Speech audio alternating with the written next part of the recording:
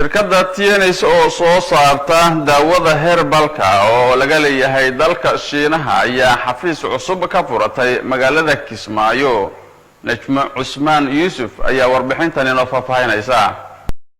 shirkadda TNS oo soo saarta daawada herbalka lagana leeyahay dalka Shiinaha ayaa magaalada Kismaayo ka hirgelisay xafiis cusub oo laga helayo daawooyinka ay shirkaddu soo saarto.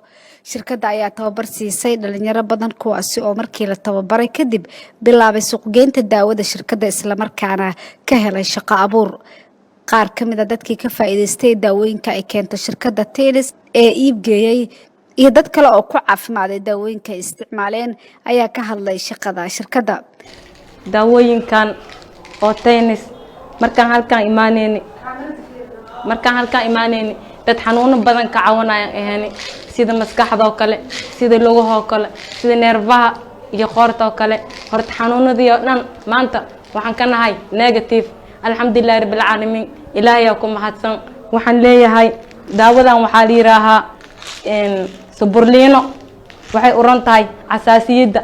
anigu bishii koobaad ee sanadkan 2020 bishii koobaad ayaa anoo ka xanuunsan lugaha ayaa waxaan imaaday wiil baa igu soo casuumay company-gan oo yidhniyow waxaan ku hayaa daawo tayo leh ilaa amarkii shaqana meesha way leedahay shaqo abuur bay leedahay. marka waxaan ku yiri bal horta shaqo abuurka waan u gali doonaa horta bal daawada aan tijaabiyo. marka xogow marka lugaha yar xanuuni jiray daawadii ayuu iga gaday wiilku. daawadii markuu iga gaday ayaa maxaan ku idhaahdaa awal hore waxaan ka cabanayay lugaha basa. daawadii markuu iga gaday waan ku caafimaaday alxamdulillaah.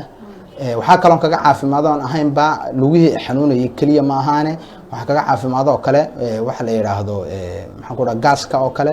waxaan kaga caafimaaday maxaan ku idhaahdaa markii aan dareemayo malaria oo markasta iska daaweyn jiray. wax dhaqaale ah oo meeshaan ka galayso waxa ka jirta lacag $30 oo diiwaan gelin ah. waxaan hadda saa $1 geliyo kunkay galabtan daawo ku gadanaya dib oo la caraabaya. waxaan leeyahay meeshaan waxa waaye qabiil iyo jifo iyo reer hebel midna ma taalo. haddaa tahay jaamici iyo haddaa tahay dugsi sare iyo haddaa tahay dugsi dhexe iyo haddaa tahay jaahil labadiina kii shaqo batan leh waad meel tartan lagu tartamayo. aniga hadda bishii 11 sanadkaas tagaan galay adbay janaayaa soo galay bishii hadda waxaan ku jirnaa 8 bilood shaqeynaya. darajadii 7 6 hadda ku jira alxamdulillaah. lacag badan oo kabishina waa qaatay. bisha hadda 7 waxa soo baxday wax laga faa'iideysanayay. ilmahaygi baan galiyay meeshii oo ka shaqaysiiyay. haddana maanta waxaan qaatay lacag $500 ah oo lacagta 500 ah ilmahaygan uga shaqeeyay. aniguna tayadii mar hore aan qaatay 500 wakaas qabiil layguma siin layguma siin jifo layguma siin.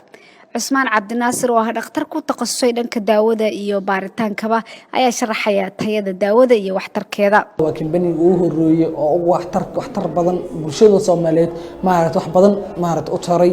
waa company ugu saameynta badan oo bulshada dhalinyar haday noqoto dad waaweyn haday noqoto hablaha haday noqoto waxa uu saameyn far badan ku yeeshay. caafimaadkiisa aan rabnaa wax yar inaan ka wada taabano anigoo ah nin takhasus oo ah daawooyinka loo yaqaan herbal medicine-ka. sidoo kale in badan ka shaqeynayay shirkaddan iyo daawooyinka shirkadda in badan ku soo dhex jiray. maasha Allah waxaan rabnaa inaan guda galno daawooyinka shirkadda oo mid insha Allah du'aaladmo aan concept mise waxyaalaha ugu muhiimsan aan ka wada taabarno insha Allah. waxaan rabaa isdhageyso waxaan du'aaladmo insha Allah. daawadana ugu horeyso waxaa loo yaqaanaa TNS lipid metabolic management tea. waa caleen oo caleen mid loo dhaha caleen shaaha u maleena waa caleen maasha Allah daweysan waxay tareysana hadii aan daawooyinka hada isticmaashataa in ku tarin.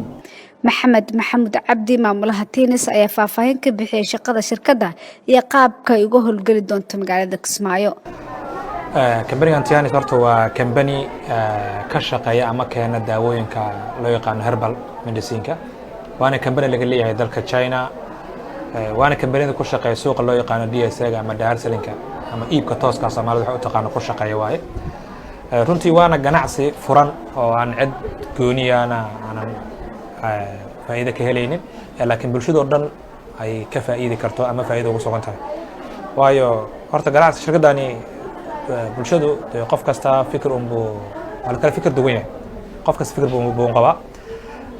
marka shirkadani horta waa ganacsi caadiya dadku xaggaani way yimaadiin ayagoo wax dhaqaala badan ka bixin unbay xaggaani ka ganacsadaan xaggaan aad u jeedaan shirkadda ayadaa diyaariso ayadaa qalabayso ayadaa howlaheeda dhan diyaarisa dadka xaggaani yimaada waxaa fursad loo siiyaa inay ka ganacsadaan alaabna ka iibsadaan kadibna ay macaamiil ka abuurtaan inuu marketing kulli dadka ganacsiga sameeya marketing way yaqaaniin kulli qofku inaan market gareeyo kadibna ku shaqeeyo commission wax loo yaqaano aan salary ku shaqeyn marka xagga commission lagu shaqeeyaa cid kasta u furan tahay cid salary go-aan la siiyaa ma lahan cid kasta commission un bay shaqaysataa commissionkan wuxuu ka soo galaa hadba serviceka ama iibka ay samayso qof kastana wuxuu leeyahay shirkaddu waxay leedahay wax loo yaqaano ID card ID cardku waa laftaasi laakiin micnaha lafta maahan laakiin waa serial numberka ku qoran qofka marka serial numberkani hadhow wuxuu ku isticmaali karaa google-ka shirkaddu waxay leedahay application ayay leedahay marka waxaad kala soconaysaa xogahaaga application shirkadda kala soconaysaa